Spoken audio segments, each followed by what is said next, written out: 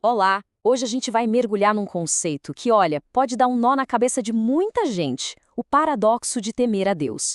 Partindo de uma pregação bem específica, vamos tentar entender por que uma ideia que soa tão contraditória pode ser, na verdade, a chave para a sabedoria. Tudo começa com essa frase que quase todo mundo já ouviu por aí, lá de Provérbios. O temor do Senhor é o princípio da sabedoria. Tá, mas o que isso quer dizer na prática? Como é que funciona? É exatamente isso que a gente vai investigar hoje. Bem, esse aqui é o nosso roteiro. A gente começa com o paradoxo do homem mais sábio que já existiu. Depois, vamos questionar essa ideia de um Deus equilibrado. Aí vamos fundo no significado real da palavra temor. Na sequência, a gente tenta resolver a briga entre temor e amor. E, por fim, terminamos com um desafio. Vamos lá? Começando pela história surpreendente de Salomão. Nossa primeira parada, então, é a história do rei Salomão. Ele era conhecido por ter uma sabedoria que vinha de Deus, mas a vida dele nos deixa com um baita enigma sobre a diferença entre saber o que é certo e, bem, fazer o que é certo. E a pergunta que não quer calar é essa: se o temor a Deus é o começo da sabedoria, o que foi que aconteceu com o cara que era considerado o mais sábio de todos?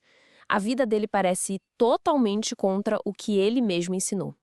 E agora, vamos para os números, que são impressionantes. A análise destaca que Salomão teve 700 esposas. E não eram quaisquer esposas. Muitas eram princesas de outras nações. Essas uniões iam contra uma ordem direta de Deus, que avisou que elas levariam o coração dele para longe. E como se não bastasse, além das 700 esposas, ele ainda tinha 300 concubinas. O resultado foi exatamente o que Deus tinha avisado. As mulheres dele desviaram o seu coração. Então a gente se pergunta, onde que estava a sabedoria dele nessa hora? A fonte que a gente está analisando interpreta a vida de Salomão quase como uma jornada em 3 fases, olhando para os livros que ele escreveu. Em Provérbios, a gente vê uma mente brilhante, cheia de sabedoria divina. Em Cantares, um coração que é pura paixão. E em Eclesiastes, o que a gente vê é o reflexo de uma vida que termina em frustração, com aquela famosa conclusão de que tudo debaixo do sol é vaidade. A história do Salomão meio que força a gente a questionar nossas próprias ideias sobre Deus, né? E isso nos leva direto para a nossa segunda parte, onde a análise desafia uma visão bem comum e, vamos dizer, talvez confortável demais sobre quem é Deus. Existe essa mania de dividir Deus em duas personalidades, né? De um lado, o Deus do Antigo Testamento, que é visto como bravo, exigente, cheio de ira. Do outro, o Deus do Novo Testamento, que, como diz a fonte, ficou mais fofinho, um Deus só de amor e misericórdia. E olha, essa ideia de dividir Deus não é de hoje, não.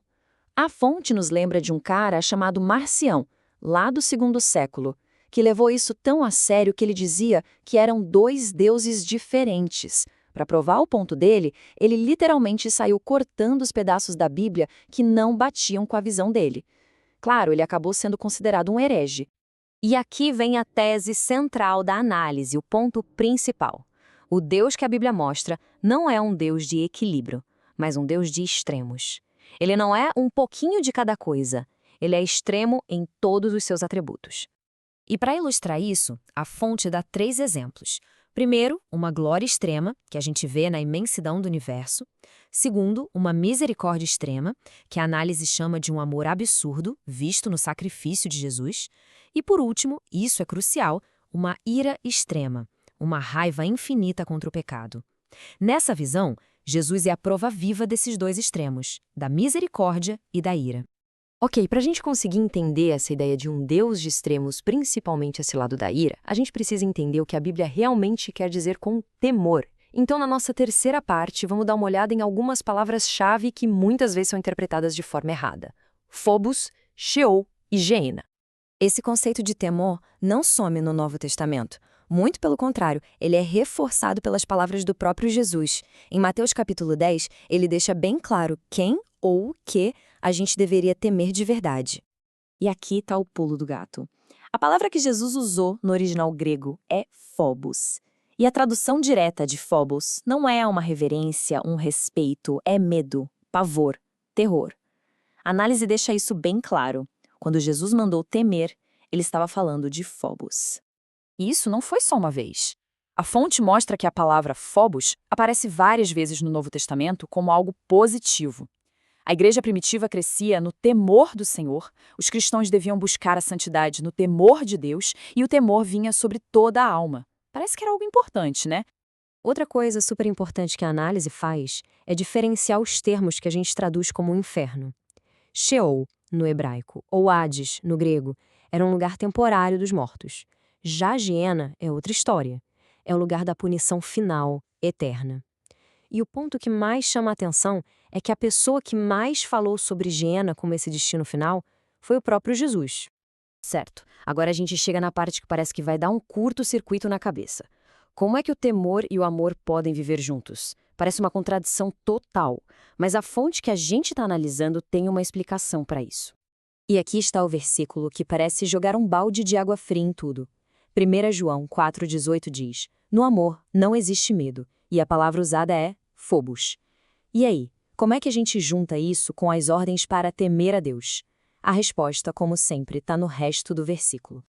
A fonte explica que o temor funciona como um processo. Funciona mais ou menos assim. O pecado atrai a ira de Deus. O medo, o phobos dessa ira, causa um tormento. Esse tormento serve como uma ferramenta de correção para salvar a pessoa do pecado. E conforme o amor vai amadurecendo, se tornando perfeito, a necessidade desse tormento corretivo simplesmente desaparece. Então, para resumir, o temor não é o destino final. Ele é o guia. É como se fossem as muretas de proteção na beira da estrada, que te mantêm no caminho certo, na direção do amor perfeito. Um amor que, quando fica maduro, não precisa mais do medo para se guiar. E com isso, a gente vai chegando na nossa conclusão, que na verdade é um grande desafio que essa análise toda nos propõe. O desafio que fica é este: amar o Jesus por inteiro. Não só o Salvador cheio de misericórdia, mas também o juiz que o livro de Apocalipse descreve com olhos como chama de fogo. É sobre abraçar a figura completa, que é muito mais complexa e com certeza mais desafiadora. E no fim, tudo se resume a esta pergunta, uma pergunta que fica para a gente refletir. É possível amar de verdade um Deus a quem também não se teme? Essa é a questão que fica no centro dessa análise tão poderosa.